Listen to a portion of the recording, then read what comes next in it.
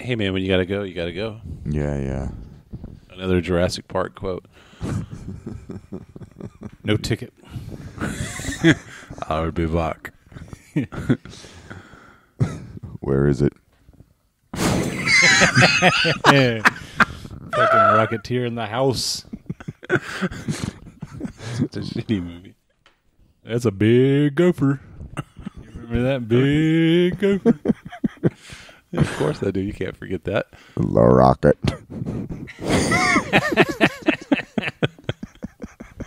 Why right, right. Where is it? The rocket.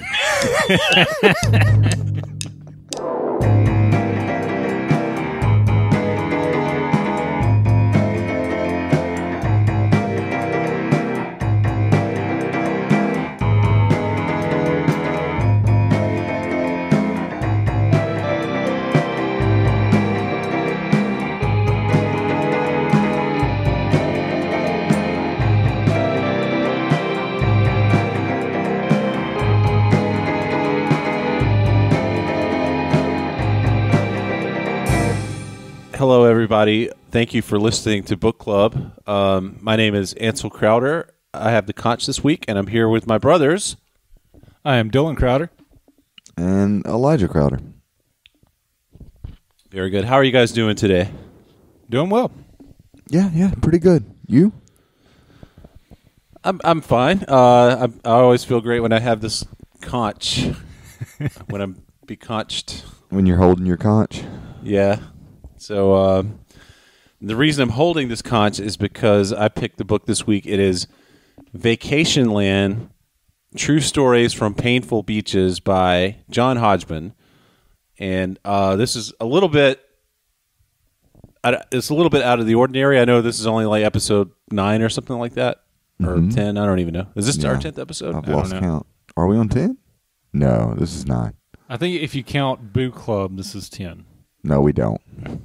Okay, well, either way, we're approaching 10, which is honestly more than I thought we would get to.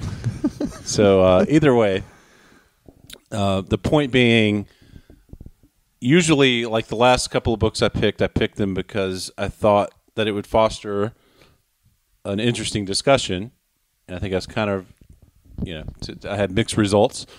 But this time, I picked this book because it was just something that I wanted to read, and rather than pulling double duty, I just had you guys read it with me. And I don't know how this discussion is going to go. It's going to be hard to guide, I think, but let's just take it, and I'll start by asking, what do you guys think of the book overall? Well, yeah, like my first thought right off the top of the head is kind of what you're touching on there. Like I really enjoyed the book. But while I was reading, I was kind of thinking, like, how am I going to turn this into podcast gold? Right. And it just wasn't standing out to me. He got real serious later on in the book, and I think that kind of helped it out. Yeah. But overall, I really enjoyed the book, really dug it. He's a funny guy. Yeah, I dig the John Hodgman. Elijah, what did you think? I'm looking forward to reading the trivia books where he wrote all fake trivia. That sounds hilarious. This book was great, in my opinion. Well, I'll say, like, I've seen those trivia books. I used to work at a Borders, as I think we've established. And one of my responsibilities there was I would take the books and put them on the shelf with pretty tall order. But when I would see John Hodgman's trivia books, I think it was called More Information Than You Require, I think. No, that was the second one, and then I forget the name of the first. But anyway, they were funny, but it's not the kind of thing that I think anybody could actually buy and just read it. I mean, it's more like a bathroom book. So, I mean, I know him more from his time on The Daily Show. He had like a special. He was the resident expert on The Daily Show. Yeah, and that was actually like one of my favorite segments of the latter-day Daily Show because it was, I don't know, it was just real fun. He was a funny character. He was just sort of this condescending smartass. Yeah. And it cracked me up. So his fake trivia books were kind of funny, but when I saw that he was coming out with a memoir, I was like, I bet this will be pretty good. And I liked it a lot. So, Elijah, you said you wrote notes. Let's start. I'm going to sort of let you borrow the conch. What did you take notes on when you read Vacation Land? Let me see here. I took it's actually just I took it 2 huge chunks out of the book and I copied them and wrote them down. One where Dylan mentioned earlier, where he gets really kind of serious towards the end of the book. He says some things that resonate with me greatly, and I wanted to go over that with you guys. And then the part where he talks about the creation of the state of Maine. As part of the Missouri Compromise. Yeah, that was interesting. I didn't know that. Tickled me so much. I don't know a whole lot about American history. Yeah, that tickled me so much. And then the bit about I mean, we're just jumping all over the book because you asked what the notes are on, but when he was at it had to be the University of Missouri. He doesn't name the university, but is it some university for their Mark Twain extravaganza or something like that? Right. Yeah, I would think it'd have to be. And so he won't say the professor's name. He changes it to Mark Terry. Yeah, that's hilarious. Which means 3 fathoms of muddy depth. Because as most people listening to Book Club, the podcast, probably know that Mark Twain actually means, what is it? 2 fathoms of clearance. 2 fathoms. Yeah, and I actually water. didn't know that. Like John Hodgman taught me something. But you did know that Mark Twain was a pen name. Yeah, I knew his real name was Samuel Langhorne Clemens or whatever, but I didn't know where the origin of the. You didn't know it was like a riverboat term? Right. Okay. Oh wow, cool. Well, you dumb as hell, boy. Yep. Mark Terry. I thought that was hilarious, and because he stated that riverboating is apparently the best source for pseudonyms, and that's a direct quote from the book that you can just go get your pseudonym from some riverboating jargon. My speaking of pseudonyms in that part of the book, my favorite part might have been of the whole book is that he named the the cool dad. He called him Daddy Pitchfork and Pitchfork Jr. Yeah, that was they were just talking about all the hip new music. Yeah. Yeah, that was good. Really good. I got some, I guess, not really notes, but just things that I highlighted in the book. And this is from the chapter that was titled Daddy Pitchfork. All right, so here's a quote. Now, normally I consider nostalgia to be a toxic impulse. It is the twinned, yearning delusion that A, the past was better, it wasn't, and B, it can be recaptured, it can't. That leads at best to bad art, movie versions of old TV shows, and sad dads watching Fox News. At worst, it leads to revisionist extremist politics, fundamentalist terrorism, and the victory, in Appalachia in particular, of a narcissist Manhattan cartoon, maybe millionaire, and cramped-up city creep who, if he ever did go up to Rocky Top in real life, would never come down again. That was one of my favorite paragraphs in the book. The way you're beaming right now, it's like one of your favorite paragraphs. Period, ever. Yeah. Like, he just hits the nail on the head so squarely and so succinctly. I just had to... You had to highlight it in my unspecified salute the reader. Yeah. Your brand name e-reader. Yes. I couldn't help but think about Mom when he would talk about the Rocky Top, the song for the Tennessee yeah, Volunteers. Mom does that sort of good old Rocky Top. There's literally a lyric in that song about, like, one time I had me a girl on Rocky Top, one half bear, the other half cat, something like that. You've told me this before, but I can't remember. I'm doing a little Google food. Gonna pull that up real quick. Okay, while you're doing that, I highlighted something that kind of hit the nail on the head for me, because this is similar to a personal, I know this from personal experience, and it's shorter. But he says, raccoons are beyond fear, and they are assholes. And it's like, yep. Well, yeah, I actually marked that as well, because, I mean, just last episode we were talking about our house sigils, and we were talking about how... That's right. Oh, I forgot about that. How big of assholes raccoons were. Let's see if I can pull that up real quick. Yeah, I forgot that we talked about that. But yeah. Here you go. Raccoons are beyond fear, and they are assholes. I tried to chase a raccoon off our porch as it was casually emptying our bird feeder into its fat mouth.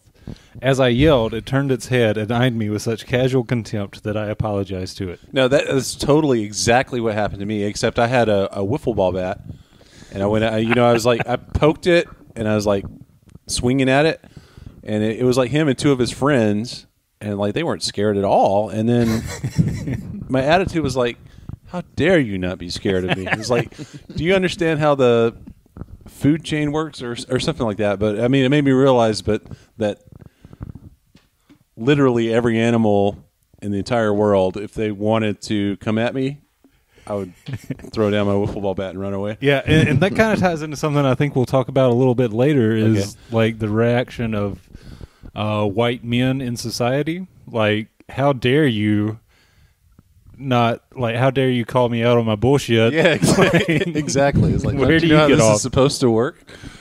But I think I apologized to them too once they started hissing and they were like, I was like, look, I'm sorry. You want the trash? I'm not using it anymore. It's fine. Okay, y'all ready for some Rocky Top lyrics? Yeah, let's hear some Rocky Top. All right. Wish that I was on old Rocky Top down in the Tennessee hills. Ain't no smoggy smoke on Rocky Top. Ain't no telephone bills. Once I had a girl on Rocky Top, half bear, other half cat. Wild as a mink, but sweet as sody pop. I still dream about that. Well, it's not meant to be taken literally. I mean, it was just her demeanor. Is it? Okay. Does anybody, Dylan, you got something else queued up for us there? I mean, I got. I'll just go through my notes real quick. Yeah, they're all just really quick. This one, and one thing, this isn't really a note, but his chapter titles were so on point. Like, I think the loudest laugh that I had was when I read the chapter title for the IT guy for Duck Dynasty. Yeah. He was talking about his beard. Yeah. I'll just read this quote and okay, so this is John Hodgman writing like from the perspective of someone that's just a moron reacting to like the Black Lives Matter protest. I remember that, yeah. And he says, "Look, I know that you will soon outnumber me, and my ability to define reality will soon disappear, but not yet. I am still here. You need to listen to me that my life matters because I am secretly not sure of it anymore. I'm still cool. I'm still relevant. Here are horrible, badly designed memes to prove it." And then he goes on to say that he was ashamed, that John Hodgman was ashamed that even after a summer in Maine, at the tannest I would ever get, you could see the blue veins in my forearms. So thin is the skin of my people.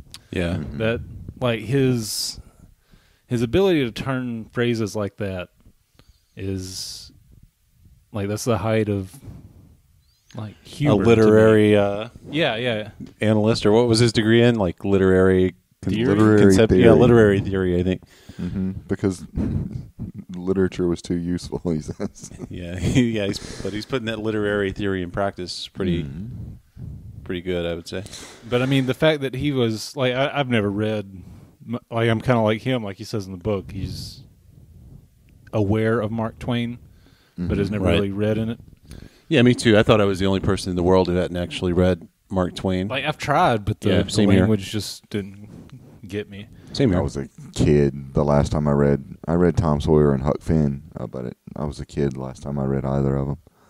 But I mean, I've read some of his essays. I've actually read some of his essays as an adult, and but I haven't read any of his fiction. So one of the reasons I wanted to read this book is because the resident expert character on The Daily Show wasn't compelling enough for me to want to read his memoir, but he had the stand-up special like on Netflix, and it's still on there, thankfully, if you guys want to see it, called Ragnarok, and it was from... oh, man. Have you seen that? That was so good. Yeah. So, I mean, there's things from that I think of like on a regular basis. That's why, kind of like Hodgman and I are.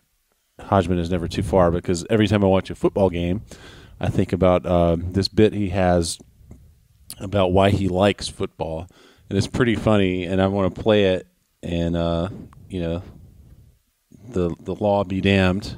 I'm going to play it here, and we'll maybe talk about it if it's something we want to talk about. Okay, so here's Hodgman on football, American football. Now, when Americans invented American football, by contrast, they made sure that football would be a game that made almost exclusive use of the hands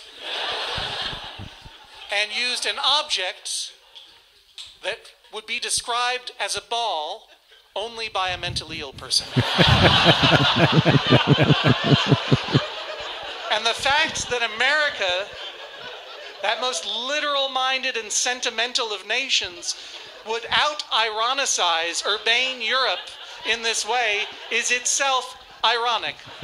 Look it up, I'm right. And the fact that this perversion of the signifier and signified should occur on the decidedly anti-intellectual field of sports makes it all trironic.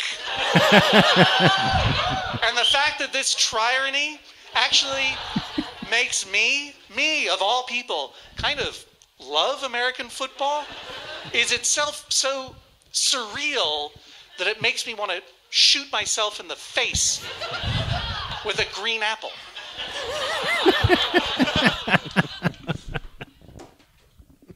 So yeah, I think of the trironic nature of football every time I watch a football game now because of this damn stand-up special. That's gold. I'm a big John Hodgman fan. I like him, as a person. I think he's great. I'm a much bigger John Hodgman fan than I was before I read this book. Okay. I enjoyed his comedy. I enjoyed his appearances on The Daily Show. Right. I enjoyed his podcast. But this book was a lot more personal than any of that, and he got really real with it sometimes. Yeah. Well, we've read a bunch of quotes already, and we now have audio, but yeah, I'm right there with Dylan. This is I always thought he was funny, and I'm a PC and not a Mac, so he was kind of a I hated those commercials, but I was like, at least he's funny about it.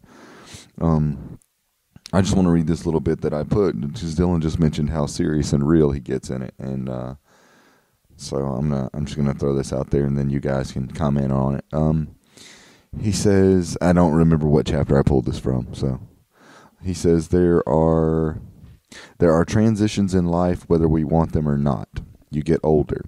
You lose jobs and loves and people. The story of your life may change dramatically, tragically, or so quietly you don't even notice. It's never any fun, but it can't be avoided. Sometimes you just have to walk into the cold, dark water of the unfamiliar and suffer for a while. You have to go slow, breathe, don't stop, get your head under, and then wait. And soon you get used to it. Soon the pain is gone, and you have forgotten it because you're swimming. Way out here where it's hard, and where you were scared to go, swimming sleekly through the new. And, that was... And I think what he's doing there is he's taking the analogy of going to Maine and swimming in these cold, murky waters and it being uncomfortable and not not very him. Well, yeah, I think he's specifically comparing that to the death of his mother. Yeah. That was the transition in question. Yeah, and then the whole thing of you don't notice it. You don't really notice when the hurts of whatever it is that's we all go through things, but right once you get used to the cold water, you're good to go. You're keeping your head above water. Yeah, and that I really liked that. That was after laughing and chuckling on the subway reading it because I think I read it in 2 or 3 days really quickly, and just giggling uncontrollably to myself, and then to stumble across that, I had to go back and read it a second time and think, wait a minute, Jesus, that's some deep shit right there. Yeah, it was very, very poignant, and that's something that struck me too, for sure. And and I actually thought about that. I think I'm still, it might go back to the thing you read. I think I'm still young, but maybe I'm not. Maybe I'm definitely approaching the older side of things. Well, I didn't highlight that part in the book, but he definitely mentions how like people spend their 30s still pretending that they're 20. Pretending they're 20. Yeah, so maybe this is an example of that. But I do I was thinking, okay, when I'm older, this is definitely a book that I'll have to go back and reread from the perspective of old age, because there's so many things like that are sort of universally true. I think that are very. I mean. Really kind of is pretty intense to read that, actually. I mean, it kind of made me choke up a little bit. Yeah. Well, and I mean it really does. This book, it runs the gamut from just farcical comedy to, really poignant, like you just read, but also like there's the sections where it's really socially aware, really like a social commentary on this particular moment in particularly American history. And I mean, for a comedy memoir to be able to do all those things, it's really astounding. Yeah, 3 cheers Definitely. for John Hodgman. Hip, hip, Agreed there. hooray. Hooray. Hip, Hooray. Hip, hip. Hooray. And I just wanted to note, like, Elijah, you kind of stole my thunder. Like, I had that exact segment that you just read. Yeah, highlighted. Yeah, sorry, but it does stick out like a sore thumb. I mean, you feel him building up to it. I mean, talking through the death of his mother, and you feel him building up to it. I can't believe I forgot that's the chapter I pulled it from. But yeah, I did finish the book 2 weeks ago. But then it just hit me, man. Like I was on the subway, and I was like, Jesus, that's got to be shared. And like you said, people have to know that him studying literary theory. You see the guy in the commercials and the guy on Jon Stewart, and you see his comedy specials. And then to read something like Dylan said, so personal, and him still be able to run these different threads and weave it into a comedic. What would you call this? A comedic memoir? Yeah. I guess. Pretty amazing. He kind of played with this idea of like Maine humor and stuff, and I think the way he ended the book was like so abrupt and so like I don't know what's the word. He was I thought the ending was like completely abrupt and completely devoid of any emotion, but also kind of like curious and sort of Maine humor. I think he's like stuck a Maine humor type landing, even though he said like kind of like some meta humor. Yeah, in a weird way. I don't know. I think like I said, the literary theory, I'm assuming, is probably top shelf. Yeah. Yeah. You mentioned that Maine humor. I didn't have it highlighted, so I don't have the exact quote. But the part where he's talking about the guy that recorded or wrote like that, what was it called, like Ed and I or something? Something. I don't think it was Ed, but it was something like that. Yeah. And he's talking about that the author, who wasn't from Maine, he was from Boston or whatever, actually died in Hawaii. Right. Like he was hit by a car or something. Like it was the complete opposite of the Maine humor. Yeah. Like he's really good at, I don't know, finding irony, finding that humor, and he's then very just sensitive to stuff like that. Yeah. I've got one final highlighted bit. If everyone's okay with it, I'll just rattle it off real quick. And this kind of goes back to the. I'll just read it. He's talking about his wife's favorite author. Which, side note, did any of y'all look into that? Well, I figured you would, since you're the computer guy. You have all the computers. I did, and I kind of like. I don't want to tell people about it. Like, it's not that hard to find out, and that's kind of the point. Like, well, I kind of assumed you would tell me, so you kind of have to. Well, I'm not going to put it in the podcast. Okay. Like, you have to read the book, and you have to do the Googling yourself. But okay. I'll tell Ansel. Yeah, tell me after the club. What does he say in the book? You have to use your detective skills and figure out who it is. Right. So, like, I immediately stopped reading the book at that point and did. Well, here's that part in the book. I've got it highlighted here. It says, you really should use your detective skills and find his work. He's great. And then he goes on to say, we who are white men can't change who we are, but we could do worse than to follow what I took that summer as his example. To be aware of and curious about the world around you. To give what you have with neither apology nor self-congratulation. When praise comes to see you, get out on the fire escape. When it's someone else's time to talk, listen. Don't turn your house into a museum. When your work is done, get out of the way. Like, I think that was... Like, I have these highlighted sections, and I don't have anything else to add to them. Like, it's just like damn good writing. Highlight them and go, hey, look at this. Yeah. Like, ooh. Yeah, this is good. This is good shit right here. Right. Same here. And he really does that. I mean, I don't feel like the book is in any way, I don't know how you would word this, Caucasian apologetics, because it's not. It's just him. I mean, there's a lot of dealing with American race issues in this book, where he's saying, look, I mean, this is the way you just have to go about it. If you're going to be anything of a decent person, you have to acknowledge these things and try to do better. I think is the best way to paraphrase what he says most of the time when he brings up race. Yeah, and it's not like he's, apologizing for it, but he's just calling out people on some bullshit, I think. Yeah. Yeah, definitely. And he does an adequate job of acknowledging his position as a privileged, right. Like an immensely privileged white male who hasn't had a hard go of it at all. And so, it makes and says as much several times that, he's speaking from a point of privilege. But at the same time, like when he's talking about sending his kid to the yacht club for sailing lessons, calling out the ponytailed wife of the hedge fund manager, calling her out on her bullshit. And I really like his tone. I really like his sense of humor and the way he can put into words, it's a very strange time, specifically in America, I think. I don't know in Austria if y'all are dealing with the same issues we are. I know y'all have a lot of Syrian refugees and things like that over there, and there are hardcore conservatives in Austria as well. Yeah. But, I mean, America's never really dealt with the institutional racism that dates back to the very founding of the country. Definitely. And I think we're finally getting around to do it. And it's not like we're dealing with it. It's dealing with us. I mean, absolutely. It's like he said. I mean, this. I think all the stuff that's happened. I mean, this is like coming from, again, 3 white dudes of privilege, right? Who've never struggled a day in their lives.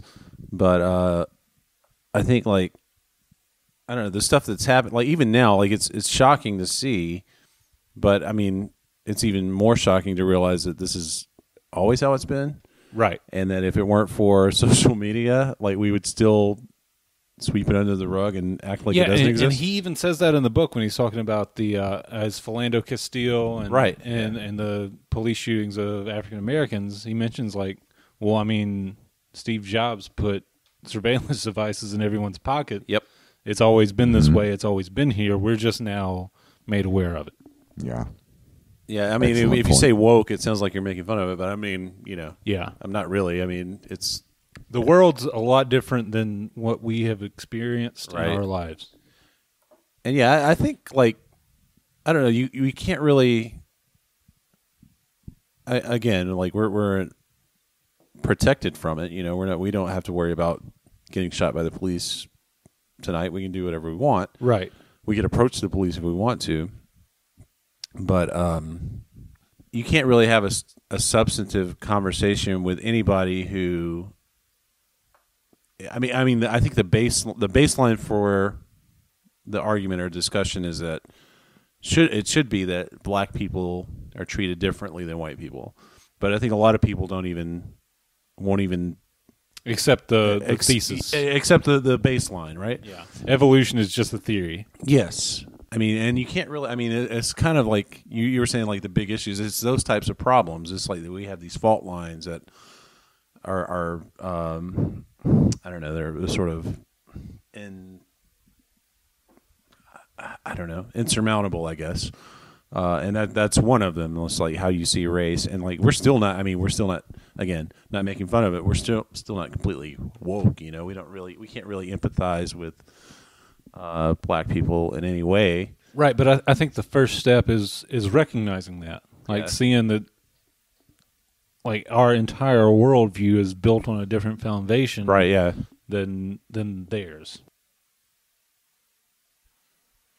And well, I mean, it's interesting that you bring up the country itself being built, you know, in these what did you say, fault lines that are starting to shake and break, and yeah, and that they've always been shaking and breaking, and it's kind of culminating. But I mean, I wouldn't approach a cop, even being white, man. Not. Well, see, I mean, I've done that in downtown Atlanta and stuff, and I've never thought, you know, I never had any fear whatsoever. I was like, hey, dude, I was like, hey, is this does this run into Peachtree or something like that? You know, it's I know not even once have I thought of anything bad would happen to me. I remember specifically one time I was getting gas at a gas station, and a state trooper pulled up next to him, and I had a question about a traffic law, and I just was like, hey, you know, is it, I forget what it was, it might have been changing lanes in an intersection or something like that, like, what's the law on that?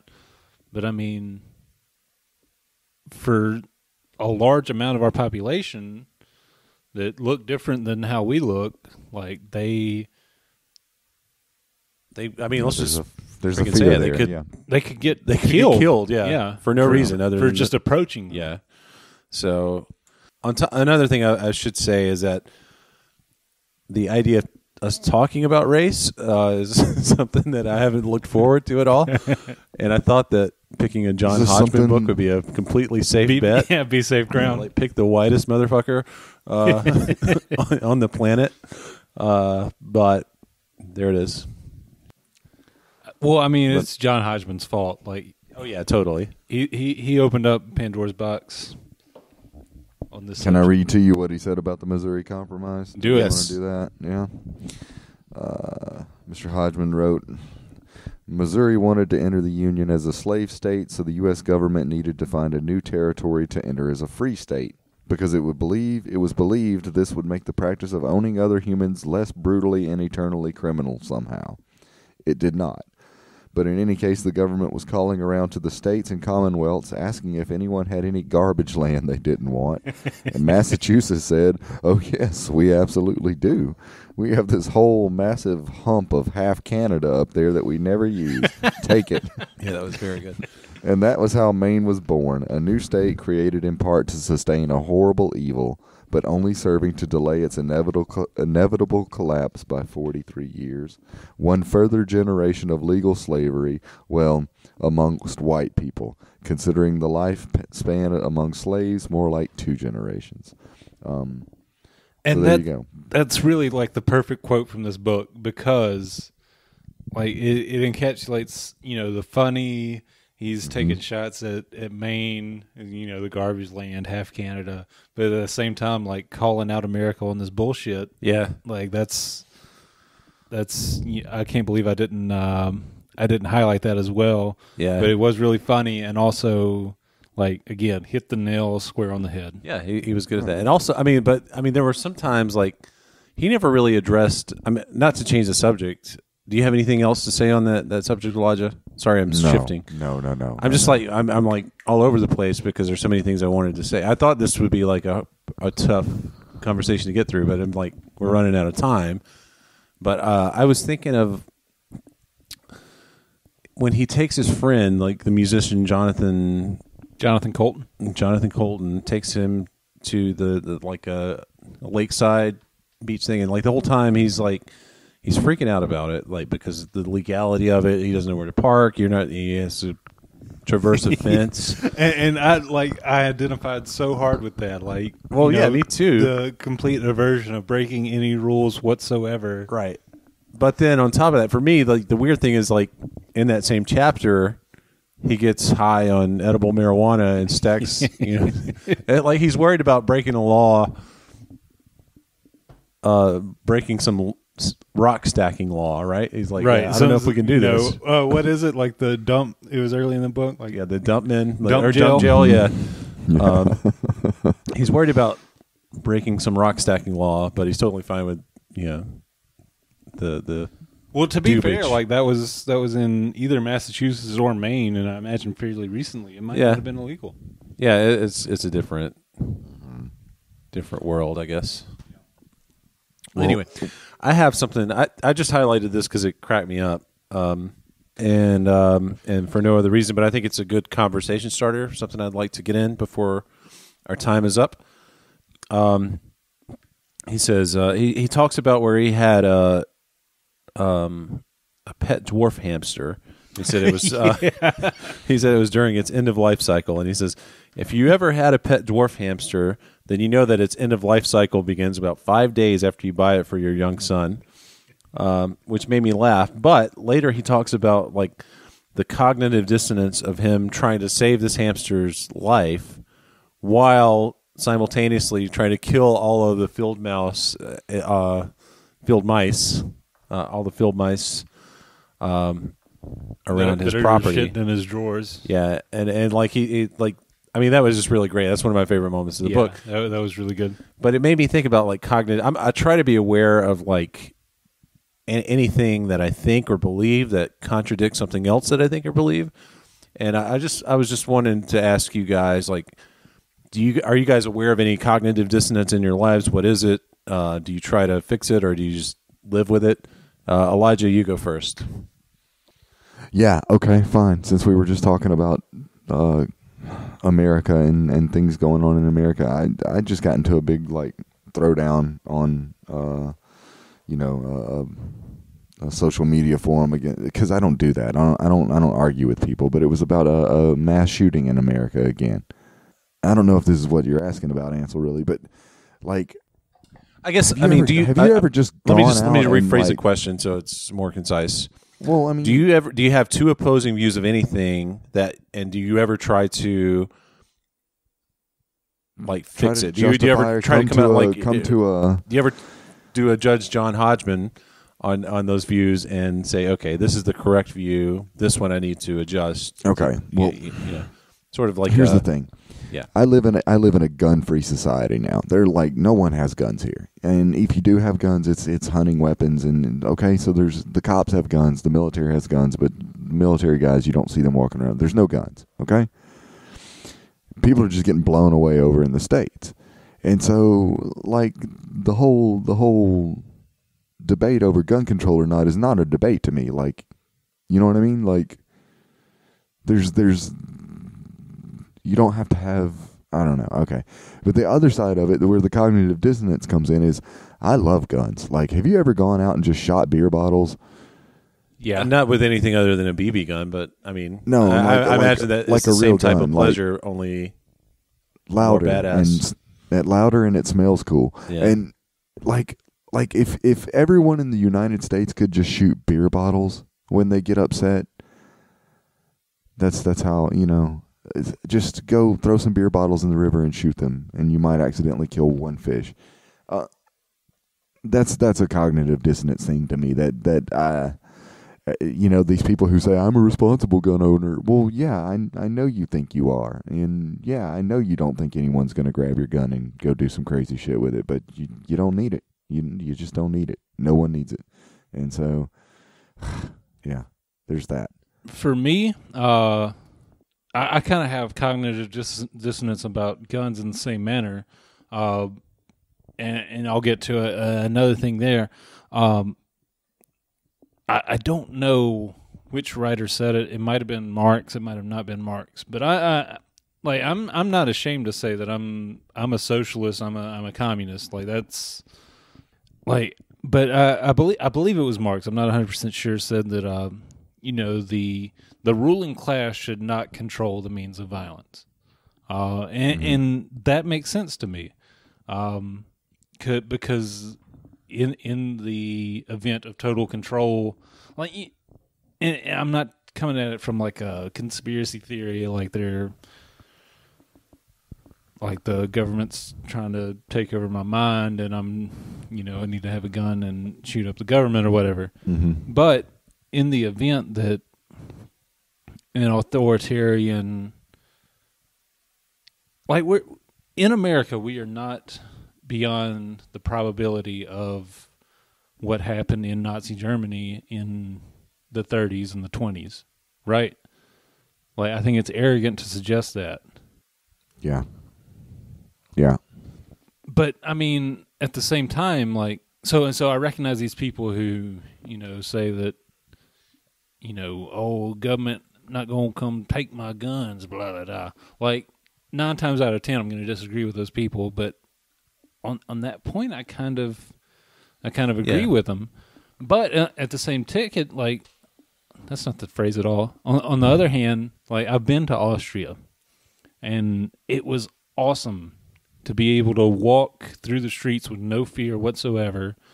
Like, what is so, like, they're going to come at me with a knife? Like, well, come at me with a knife. There's this mentally ill person who verbally accosted Elijah on the U-Bahn. What was she like? Mincha Frasha. What was she saying? She was calling us Menschenfresser. Yeah. People eaters. Because you had like a kebab that was like I had a delicious kebab, the best damn kebab in Vienna. Those things are awesome. And she was just like that stinks, you Fleischfresser. I'm going to find your house and eat your children. Yeah, she I'm said she was going to eat his children. I'm going to find your house and eat your children. And you told her in German, you said that, you can eat all the kids I don't know about. And like the other people on the train started laughing. And it was a good night. But anyway, that's like the point being, that's the worst that I think that's the worst that happened to me when I went over there. For sure. Right. And I love that idea of having complete safety, So I have that cognitive dissonance, and I also on kind of the same, talking about communism, socialism.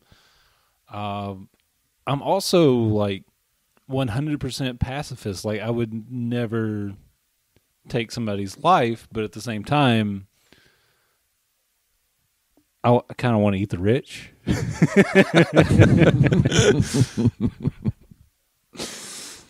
Ansel, we've done your cognitive dissonance, right? Dylan, should I say yes or should I say no? Should I say yes? I don't think we've done Ansel's. I could say yes and let him, go on with his point. Did you have something to add on to that? I did, but it was nothing political at all. No, go ahead then. No, sorry. Okay, well, my cognitive dissonance, the thing I can never sort out is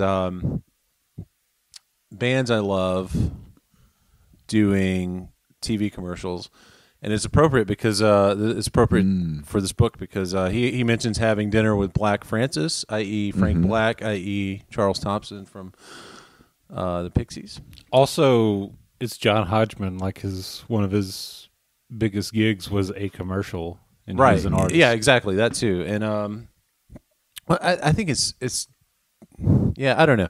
Again, I'm still struggling with this cognitive dissonance. Like loving the artist's work, but also not loving the rampant commercialization of all the things you love now that you are a target market. Yeah, exactly. Well, it's not just that. I think more than that. The Pixies have a song, which is, this opens up more cognitive dissonance. Should I say the Pixies and be wrong, or should I say Pixies and sound like a smug asshole? But I'll say the Pixies because nobody likes a smug asshole. So they have Here Comes Your Man, the Pixie song, on a Target commercial or a City Card commercial or something like that. I mean, even before that, I've seen commercials with "Where's My Mind" on it. Really, I haven't seen that. I saw a "Where's My Mind" ripoff. When they said that's no, what and then they said, Samsung okay, well, Galaxy VR. We'll try to out "Where's My Mind" you Pixies. But yeah, it's like it annoys me, and I think the reason it annoys me is because I hate the idea that this art that's vital is vital to me, that people make music, but it's not vital enough to enough people, so they have to receive money from the best example I have right now, the Soft Boy song "I Want to Destroy You," which is a great song on a great album by a great band. But it's used on a fucking Subway commercial to sell a sandwich. So now this song that's about sort of the innate violence of humanity now is about wanting to tear up a sandwich. And it's just, but all right, here's where the cognitive dissonance comes in. Like Bob Dylan or like Iggy Pop can do a commercial. They're like, well, they can do whatever the hell they want. They're above my criticism. So I don't know.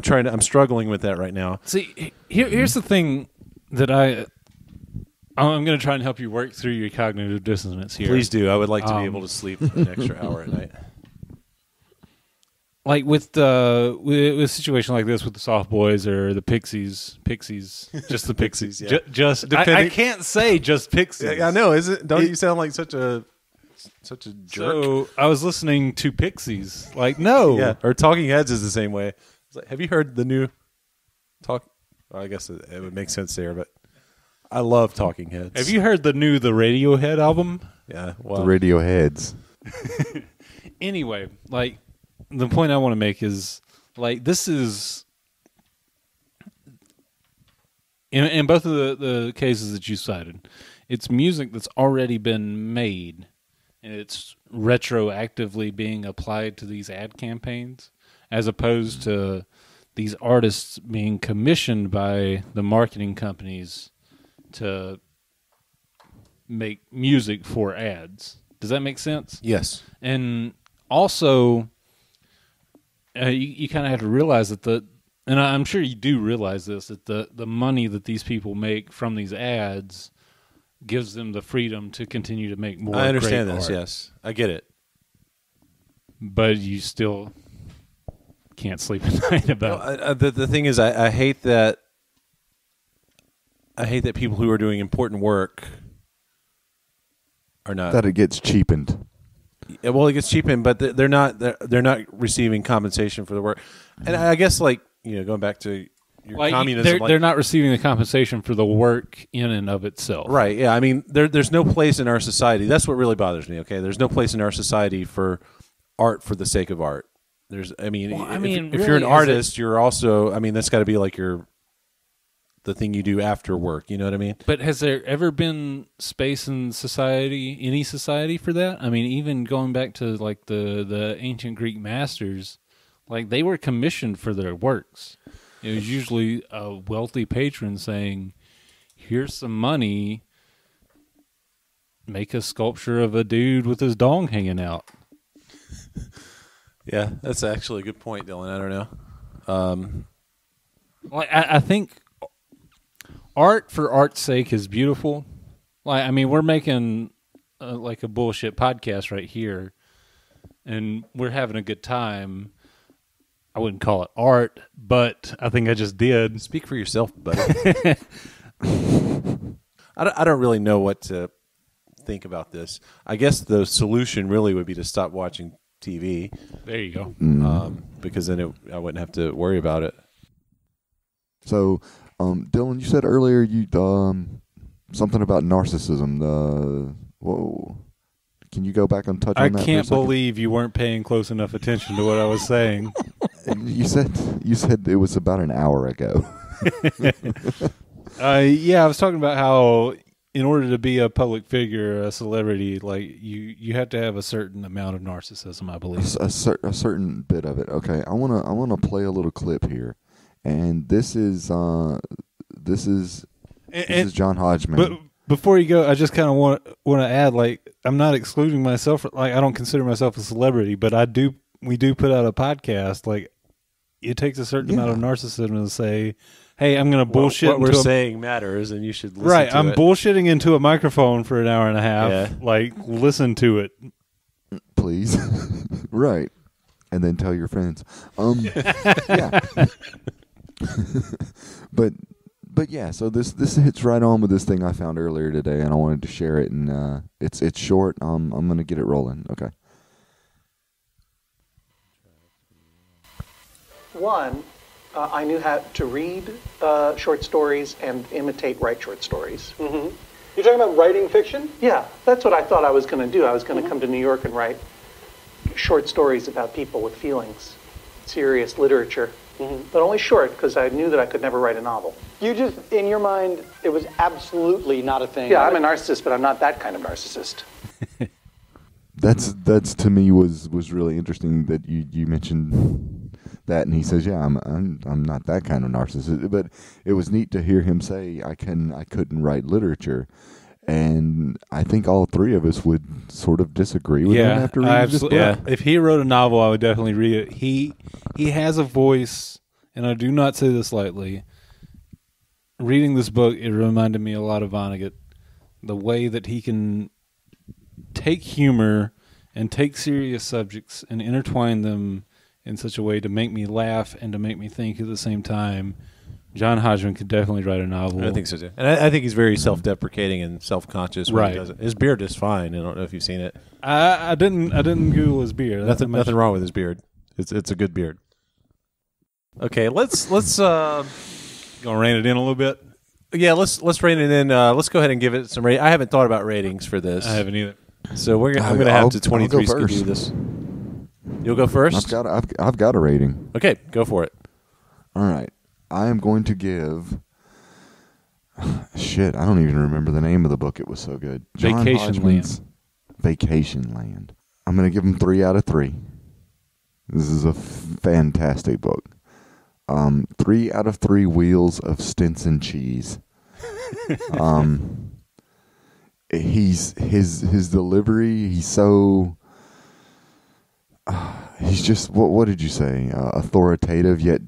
I'm gonna say cheesy, and hilarious. But his chapter of being a cheesemonger was really hilarious, and in honor of his humble beginnings as a cheesemonger, I'm gonna give this book 3 out of 3 full. This is not wheels with bites taken out of it. No wedges. I mean, this is complete. No wedges. These are 3 full wheels of Stinson blue cheese.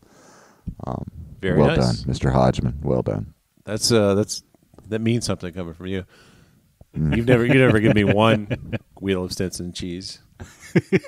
Well, I'm still waiting to read your memoirs. Okay, fair enough. Oh, and you just saying that kind of reminded me of something that I wanted to bring up. Like, I wish that my life had been interesting enough. I'm 30 years old. I'm not as old as John Hodgman is writing this book, but you'll see this. Like, not to interrupt you, I want you to finish your thought, but I'm gonna continue to interrupt you. Yes, I am gonna continue to interrupt you. No, I think like you're gonna see a drop off of the this type of memoir because of the advent of Nintendo, y'all.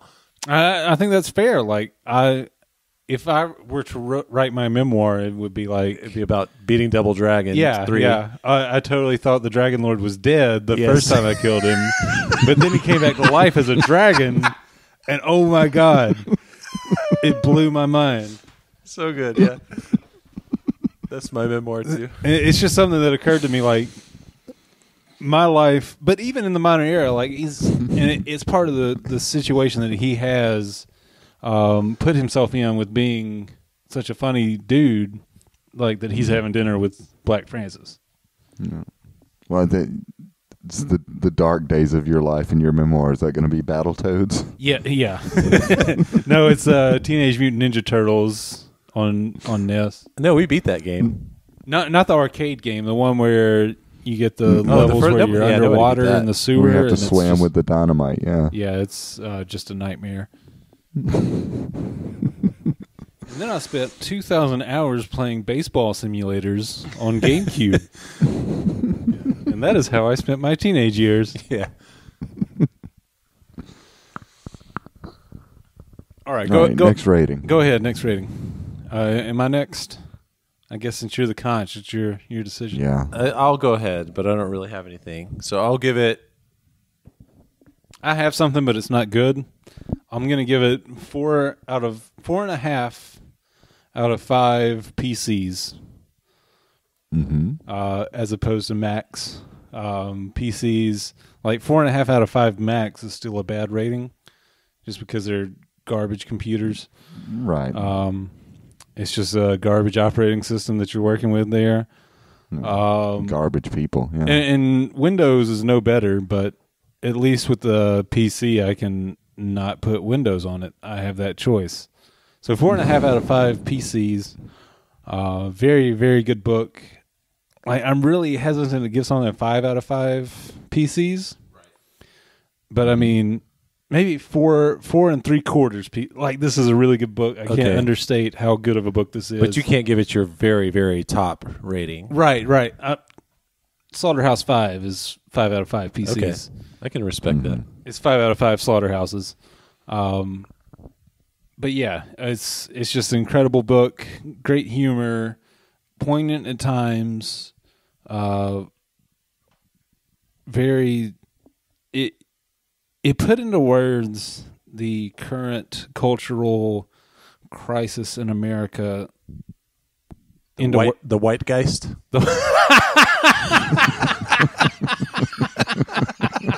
Holy shit! Oh, that's my favorite term ever. Oh man, that's perfect. It put into terms the Whitegeist. It put that into words better than I could ever dream of, just like Ansel put it into a word better than I could ever dream of. So 4.5 out of 5 PCs. Highly recommended book. Okay. I'm really glad you guys liked it. Like I said, I didn't know how this conversation would go, being a memoir of somebody who I didn't know if you knew who they were. But I also enjoyed this book immensely, and I'm going to give it one state of Missouri. Because I think, like, if it hadn't been for the Missouri Compromise, it would have laid the groundwork for this book to exist. And as a reward for its existence, I'm going to let them have the entire state of Missouri. Have you ever been to the state of Missouri? I've never been to Missouri, no. It's the show me state.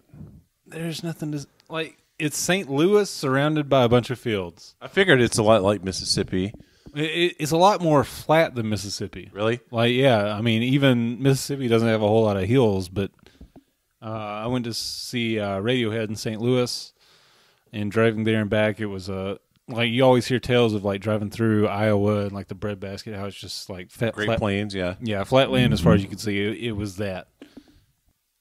Well, there we go. Well, maybe that kind of cheapens my the rating. I got to step on my rating game. Like, my ratings are always like something out of 5.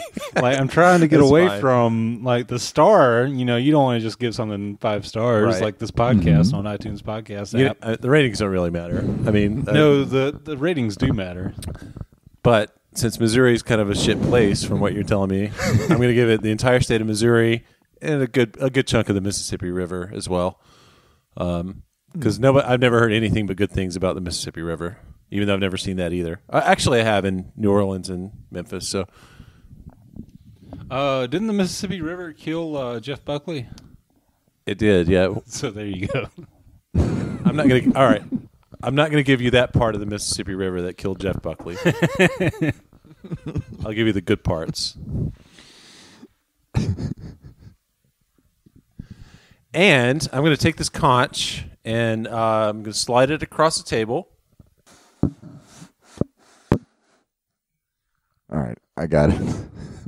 I got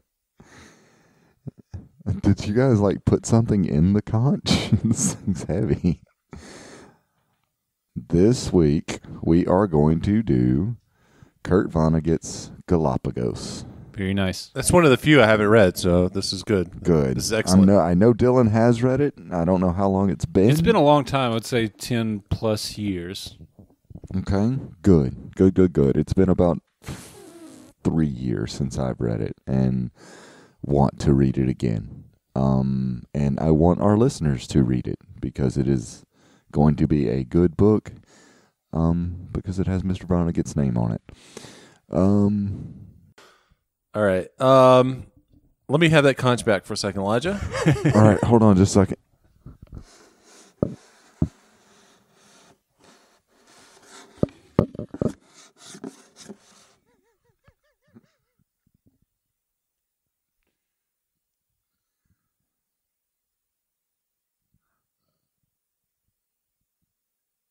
Can you get it? Got it. Thank you. So you've been listening to Book Club, the podcast.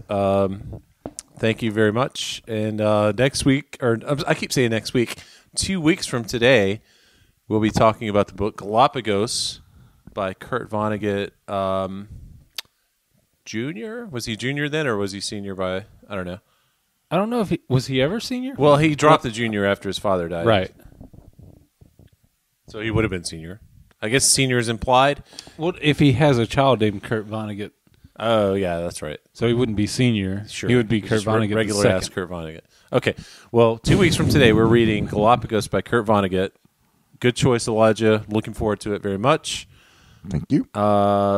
Thank you for listening. Look us up on the social media platforms. We are Book Club Cast on Twitter, Facebook, Reddit. We have a subreddit. r/bookclubcast. That's it. Instagram. And we're on Instagram too. And if you like your news in picture form. And we are not on Snapchat because Snapchat sucks. Yeah.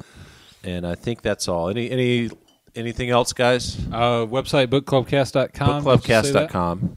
I think that's it. That should do it. Just take a DVD-R and write Book Club Cast on it and put it in your DVD or CD drive, and then type it into Google. Bookclubcast. Well, what you could do is you could download some of our episodes, put it on that DVD-R, and then give it to a friend. Or you could just tell them about it because most people have the internet nowadays. So yeah, just tell a friend about, if you know somebody that reads books and loves to talk about books. We're trying to build a community here, and my sights are set on Oprah. We're going to take her down. #1 book club. Yeah. Well, I was just thinking we're trying to improve the quality of memoir in the future. So like instead of Dragon Quest and Final Fantasy, it's going to be memoirs about listening to podcasts. Yeah. I don't know. Make sure to head to Apple Podcast. I don't know what it's called anymore. I'm an Android. It's called PC Apple. user. It's called Apple Podcasts. That's a stupid name. iTunes is a bad app. But go there, and when they're going to ask you to give us, a star rating. You can just put 5 stars in there. It doesn't matter. But you could be like able to give us like 4 3/4 stars. No. Like give us 5 stars. WTF with Mark Maron. The stars are completely insignificant. Give us 5 and they stars. don't cost you anything. And then in the comments, tell us what your real rating is. If this podcast is 3 out of 5 Kim Kardashians, because you're going to read it after you just said the app sucks and you're an Android dude. And I will read if somebody leaves a rating. I will definitely read it. Okay. But give us the 5 stars. Yeah. Yeah, 5 but stars, give it 5 stars. The star, like we're Right. trying to get away from the stars. Like the stars don't matter. So just put 5 in there, and explain to us how we're 4 out of 5 John Hodgmans. Mm-hmm. Yeah, let's wrap it up. Let's wrap it up, guys. Wrap it before we tap. Put them in. Everybody in on 3. Book club on 3, guys. 1, 2, 3. Book club. Book Club. All right. See you guys. Later.